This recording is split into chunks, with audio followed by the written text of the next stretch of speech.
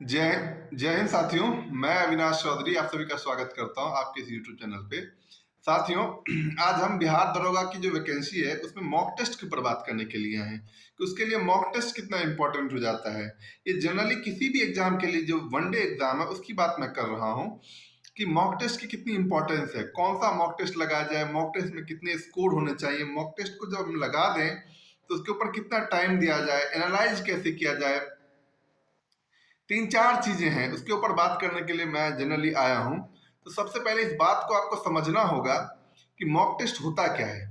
Mock test एक तरह से आपकी तैयारी को जज करने का तरीका है कि आपकी तैयारी किस हद तक हुई है। ठीक है, आपकी तैयारी कैसी चल रही है। ये आपको इस बात का भी की भी सूचना देती है कि आपने जो टॉपिक पढ़ा है उससे आने वाले प्रश्न किस हिसाब से बनते हैं। इस बात को भी आपको बताता है कि मतलब जो टॉपिक आपने पढ़ लिया क्या उसके क्वेश्चन आप कर पाते हो कि नहीं कर पाते हो। तमाम तरह की चीजें हैं। कुछ अननोन टॉपिक के बारे में आपको बताती है कि अच्छा आपका ये छूट गया, ठीक है ना। तो मॉक टेस्ट बहुत जरूरी हो जाता है। अब जितना मॉक टेस्ट आप एक समझ लो कि ये वर्दी है जो ये वर्दी है, वर्दी को हम लोग धुलवा के लाते हैं, पहले बनाते हैं फिर धुलवाते हैं, ठीक है ना। और जब तक आप प्रेस नहीं करवाओगे, इसको प्रॉपर शेप में नहीं लाओगे, तो वही इंपॉर्टेंस हो जाता है मॉक टेस्ट का कि वो आपकी जो सूचना जो आपके अंदर दबी पड़ी है, जो आपने पढ़ाई किया है, उसको एक प्रॉपर शेप देता है मॉक टेस्ट। ठीक है, तो मॉक टेस्ट इतना ही जरूरी हो जाता है। दूसरी बात, कौन सा मॉक टेस्ट लगाया जाए। मैं अपनी बात बताऊं तो जब मेरी तैयारी का पीरियड चल रहा था तो उस टाइम मेरे में क्या था कि मैं थॉक में मॉक टेस्ट लेके आता था, ऑनलाइन हो ऑफलाइन हो जो भी मेरे को मिल जाए, ठीक है ना। क्योंकि मेरी तैयारी का अंतिम दौर जो था वो मॉक टेस्ट का ही चल रहा था, जिसमें मैं मॉक टेस्ट पे ज़्यादा ध्यान देता था। क्योंकि जो मेरे एकेडमिक बुक्स थे जो मैं फॉलो करता था, लुसेंट की बात मैं कर रहा हूँ, एसपीडी की बात कर रहा हूँ, जो भी प्रीवियस ईयर के क्वेश्चन वो मैं इतनी बार पढ़ चुका था कि मैं अब कोशिश करता था ज़्यादा से ज़्यादा मॉक टेस्ट अटेम्प्ट करने के लिए, ठीक है ना। तो मेरे पास उस टाइम जो अवेलेबल्स थे वो आपका एक तो आपका जो एजुटेरिया का आया था, उस टाइम उन्होंने पहली बार निकालना चालू किया था, तो एजुटेरिया का था, एक रहमान सर का था, ठीक है। उसके बाद केवीसी नैनो करके आता था, एक आपको किरण का मिल जाता है। तो ये 4-5 टेस्ट हमारे पास होते थे जिसके वॉल्यूम वाइज आपका एक प्लेटफॉर्म का था, प्लेटफॉर्म के वॉल्यूम वाइज जाए तो वॉल्यूम 1 2 3 करके, तो वो तमाम चीजें मेरे पास होता था, ठीक है ना। उसको बार बार आपको लगाना है। इसका मतलब क्या है कि आप उतने क्वेश्चन से क्या हो जाते हो, नोन हो जाते हो। मान लो कुछ क्वेश्चन में 10 क्वेश्चन 15 क्वेश्चन 20 क्वेश्चन जो आपको नहीं आते हैं, अगर आप पढ़ लेते हो उसको अच्छे से एनालाइज कर लेते हो, थोड़ा डिटेल में उसका एनालिसिस को पढ़ लेते हो, तो फिर क्या होता है कि आपको उसके इर्द गिर्द 2-3 सूचनाओं की जानकारी आपको हो जाती है ना। तो मॉक टेस्ट इतना जरूरी हो जाता है। मॉक टेस्ट में अब नंबर कितने आना चाहिए, देखो ये आपके तैयारी पर डिपेंड करता है।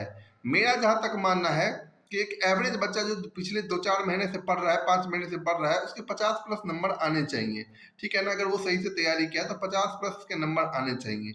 वहां से लेके आपके सिलेक्शन के बीच का जो डिफरेंस है वो 20 से 25 नंबर का है। ये नंबर बनाने के लिए आपको क्या करने पड़ेंगे, एफर्ट्स लगाने पड़ेंगे। एक तो आपको अपने करेंट पे फोकस रखना पड़ेगा क्योंकि वहां से 20 से 25 क्वेश्चंस आने हैं। दूसरी बात क्या है कि दूसरी बात यह है कि आपको जो है, जो आपकी बुक्स हैं, जिस जिस बुक को भी आपने फॉलो किया है, लुसेंट को फॉलो किया है, क्राउन को फॉलो किया है, या कोई और भी बुक हो, ठीक है, जो प्रीवियस ईयर की, उसको आपको बार बार रिवीजन करना पड़ेगा, ठीक है। तो आप अगर वीक में आप 1 से 2 मॉक टेस्ट लगा रहे हैं तो पहले कोशिश ये कीजिए, जैसे मान लीजिए इस वीक अब मेरा जो चल रहा है सीरीज चल रहा है, रिवीजन का सीरीज चल रहा है जो भी, उसमें जैसे मैंने इस वीक मैंने फिजिक्स और हिस्ट्री दिया है, फिजिक्स और हिस्ट्री का रिवीजन दिया है, पढ़ रहे हैं बच्चे। तो अब इस वीक में जब हम लास्ट में जब भी मॉक टेस्ट लगाएंगे तो हम ये देखेंगे मेनली कि उस मॉक टेस्ट में हिस्ट्री के जितने भी क्वेश्चन आए हैं, फिजिक्स के जितने भी क्वेश्चन आए वो तो नहीं छूट रहे हैं ना, वो तो हमको आते हैं ना।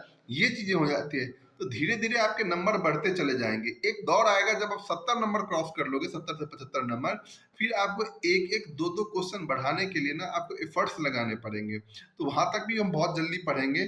तो प्लीज मॉक टेस्ट को बहुत सीरियसली लें, मॉक टेस्ट को एक एग्जाम समझ के दें, कोशिश करें। अब ये नहीं कि अब रात में लेके बैठ गए मॉक टेस्ट लगाने के लिए, उस टाइम को मत यूज करो, ठीक है ना। अब कोशिश करो जो एग्जाम का टाइम है उस टाइम में बैठने की कोशिश करो। जैसे मान लो अगर 10 बजे से एक शिफ्ट चलना है तो 10 बजे आप पेपर लेके बैठ जाओ, ठीक है ना। फिर क्या हो जाए कि 2 बजे पेपर लेके बैठ जाओ, क्योंकि उस टाइम में क्या होता है ना कि आपका दिमाग चलता है कि नहीं, ठीक है ना। तो ये सब आदतें डालनी होती है, ये सब आदतें आप छोटी-छोटी आदतों को डालो, ठीक है? और फिर बताओ किसके पास कौन-सा मॉक टेस्ट है ये भी बताना मुझे। अगर प्रीवियस ईयर वाले मिले तो वो भी उठा लो, कोई दिक्कत नहीं है, क्वेश्चंस वही हैं घुमा-फिरा के, ठीक है? बाकी टेलीग्राम ग्रुप को आप लोग ज्वाइन कर लो, वहाँ पे बहुत सारी बातें डिस्कस करने को, अभी थोड़ा टाइम नहीं दे पाता हूँ, तो वहाँ पे जुड़ेंगे, अच्छी सी बात करेंगे, अच्छी सी प्लानिंग करेंगे। जय हिंद।